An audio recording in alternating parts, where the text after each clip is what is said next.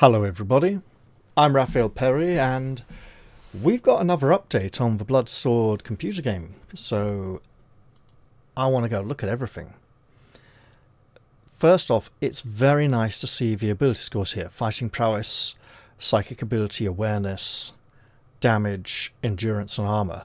I don't know why they're listed in this order, with awareness above psychic ability.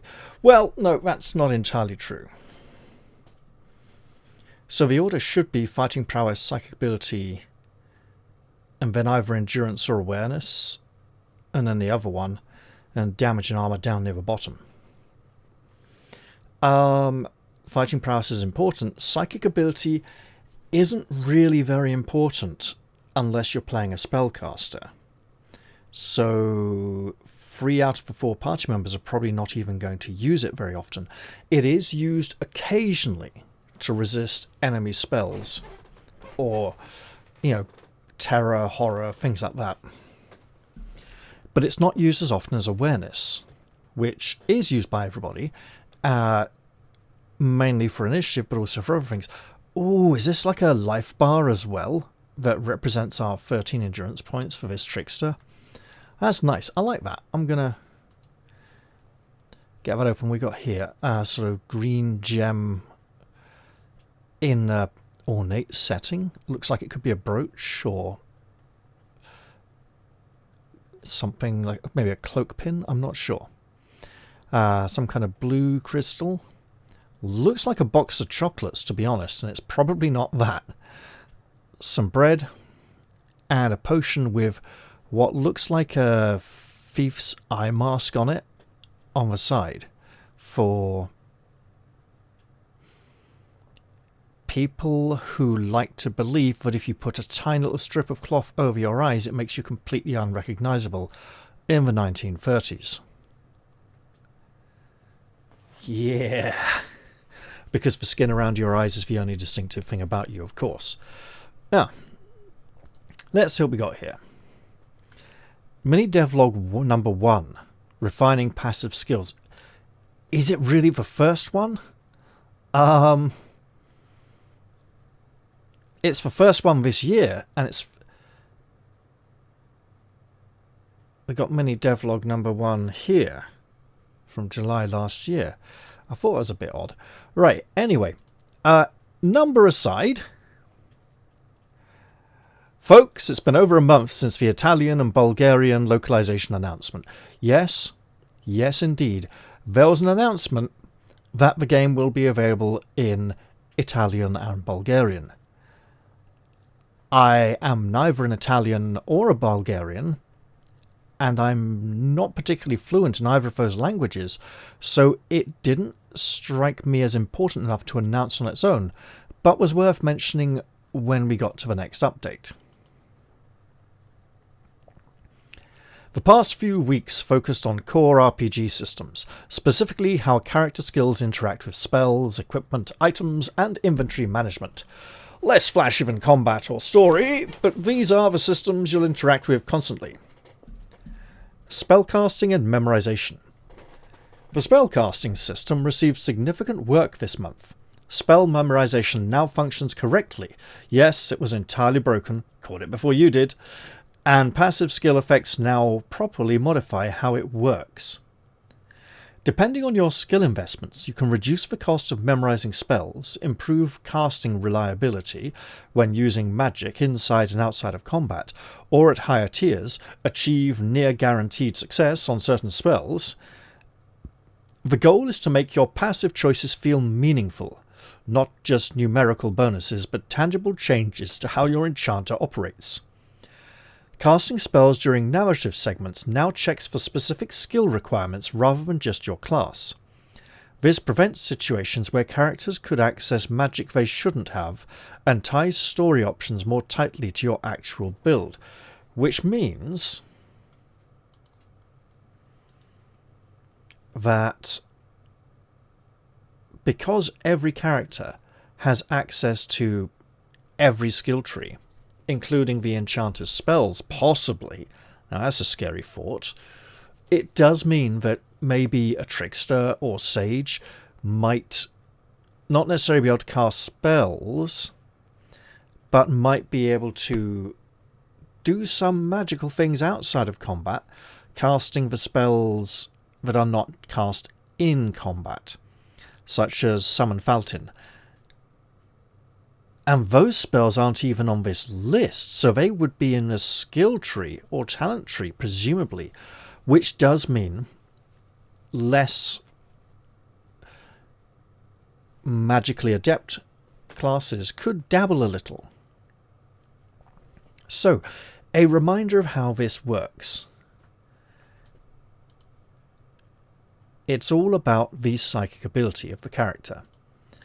Preparing a spell temporarily reduces the enchanter's psychic ability by 1 for each spell he has prepared.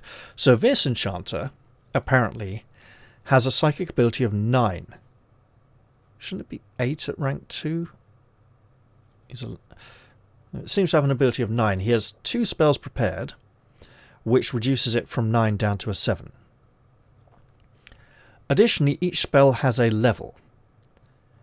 And when attempting to cast a spell, the level of the spell directly affects your ability to cast it.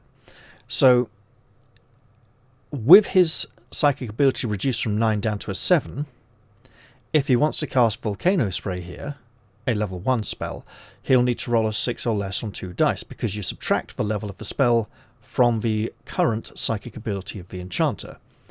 The vampire spell is a level 2 spell. Isn't he sure it's level... I think, no, it's a level 3. It's down here with Mists of Death. Yeah. So he would need to roll a 4 or less to cast a vampire spell. And you know what? That's not very good odds. However, each repeated attempt to cast the same spell becomes easier by 1, reducing the spell level penalty by 1. I don't know if it can go above... I don't know if the penalty can become negative and get so high that he'd be able to start casting on higher than 8s. And of course, if he casts the Volcano Spray, then that would free up a point of psychic ability, taking it to 8. So then he'd need a 5 instead of a 4 to cast a vampire spell. Then a 6, then a 7, then an 8, right? If the enchanter tries to cast another spell, then the spell goes back to its... So if he tries to cast the vampire spell, fails to roll a 4 or less, let's say he rolls an 11 or something, then next turn he needs to roll a 5 or less. And he fails, and he thinks, okay, I'll try and cast Volcano Spray. He tries to cast Volcano Spray, it works, or it doesn't. He goes back to a vampire spell, and it's right back down to a, wait for it, 4 or less if he failed to cast Volcano Spray, but a 5 or less if he succeeded in casting it because he's freed up some psychic ability. Generally, in my experience, it was better to avoid casting a spell with a level higher than half the character's rank. Rank being the fancy word for the levels the characters can attain. So at rank 2, I would generally avoid casting level 2 spells and would stick to the 3 level 1 spells: Volcano Spray, Night Howl, and White Fire. Volcano Spray does a little bit of damage to all the enemies in an area. Night Howl stuns and shocks so they miss a turn or something. And White Fire, single target spell, does more damage from Volcano Spray, but Volcano Spray hits everybody. Although, as it's grid-based combat, the original spell was everyone on the map, and we might now have to target zones and areas specifically. So if we can just... You know what? We'll go back to the Enchanter update, because we have a number of skills. Obviously, lovely map picture of skills. Mystic Focus raises our psychic ability. That could be how the rank 2 Enchanter had a psychic ability of 9. Arcane Precision improves spellcasting reliability, so maybe that will ignore 1 point of the spell's level as a penalty. So we'll ignore 1 point of difficulty. Stormcaller's Will. Extend and electrify lightning spells. There are lightning spells, yep. Infernal Pyromancy. Amplifies fire spells and ignite enemies.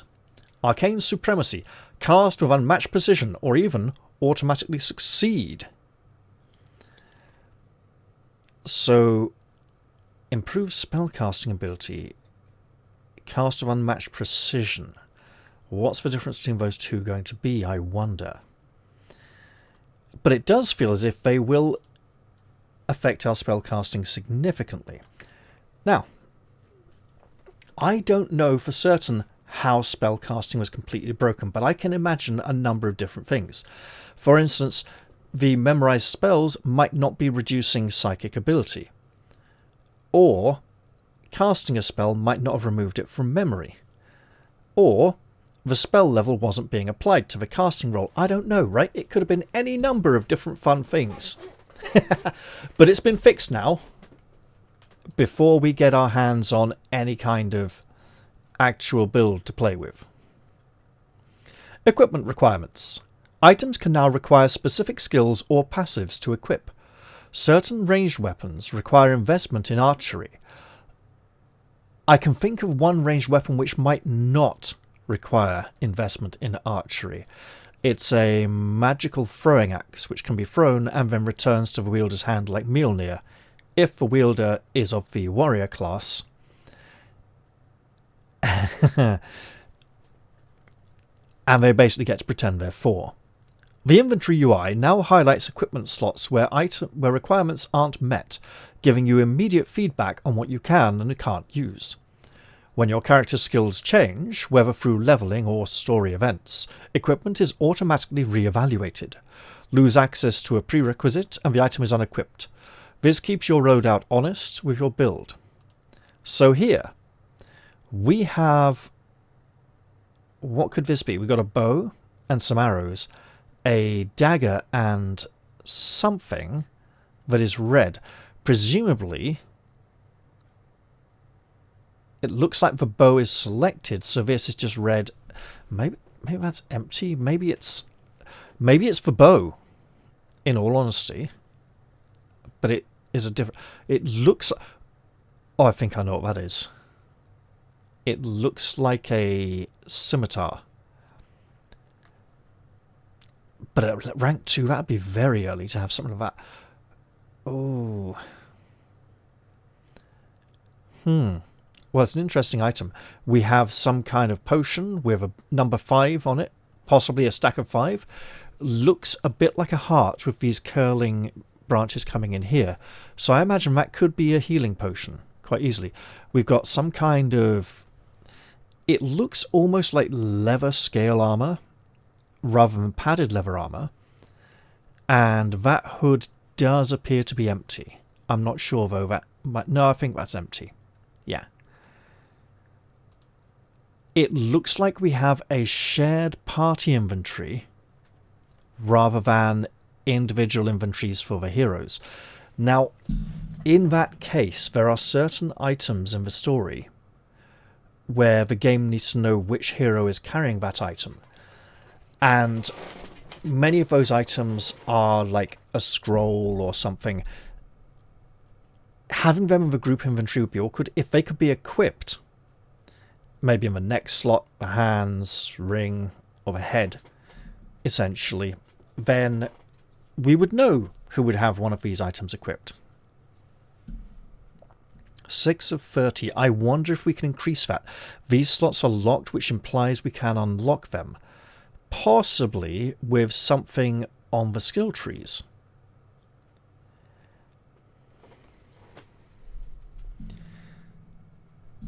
Inventory and carrying capacity. Backpack slots can now be locked or unlocked based on your passive skill investments. As your character develops, you can choose to gain more carrying capacity. Small detail, but it makes for better hoarding. And in one of the adventures, there's a portion where you do need to carry something like 6 or 7 items. Yeah. To bypass a particular puzzle problem issue thing. Actually, more than that, because it's there's a few other items you need as well to protect yourselves while you collect them all. And those items are cursed, so that if you have no room to equip them, you must discard something to make room for them. Oh, nasty. Weapon set management also received attention. Proper auto-switching when items are unequipped, correct syncing between UI and save state, and a fix for equip/unequip operations when handling the same items. For example, 2 swords with dual-wielding passive, which is a high-rank warrior skill, I believe. Consumables and stat alterations. The consumable item system is now implemented. First up, Healing Salve. Straightforward healing functionality that serves as the foundation for potions, provisions and food and other single-use items going forward. Oh, now. The Sage, in the original books, had a healing ability. Healing restores some endurance to allies channeled through the cosmic flux. I don't know for certain how this will be handled. If it will be at certain story beats, the Sage provides healing for everyone. Because the way it was done in the original books was fun, but would be very clunky to implement in a computer game. And it would take a lot of the fun out of things, as you'd have to step back and go, okay, how much health am I going to sacrifice? Roll to see how much it turns into. And then split it out among the party and decide who gets it. So, yeah, it would either be a case of everyone gets some healing, or I don't know how you could prioritize people for healing. But if the skill provided items such as the Healing Salve, periodically, and I don't think the Healing Salve would be the way to go, but some kind of healing item you could then give to your party members and use. It was never a heal in combat. It was always a heal out of combat, but that may be difficult here, Anyway. Serves as a foundation for potions, provisions and food and other single-use items going forward. The story system now supports direct stat modifications from gamebook content. This opens up design space for permanent consequences, curses, buffs, bargains, or the long-term effects of choices made in the narrative. The books have moments like this, and now the engine supports them properly. They do indeed. There were some curses and blessings that could be gained, and permanent changes to ability scores were possible. There were fun bug fixes too, like preventing accidental form submission when typing spaces in input fields, which manifested after a Godot update. I hope you didn't have to wait too long for Godot.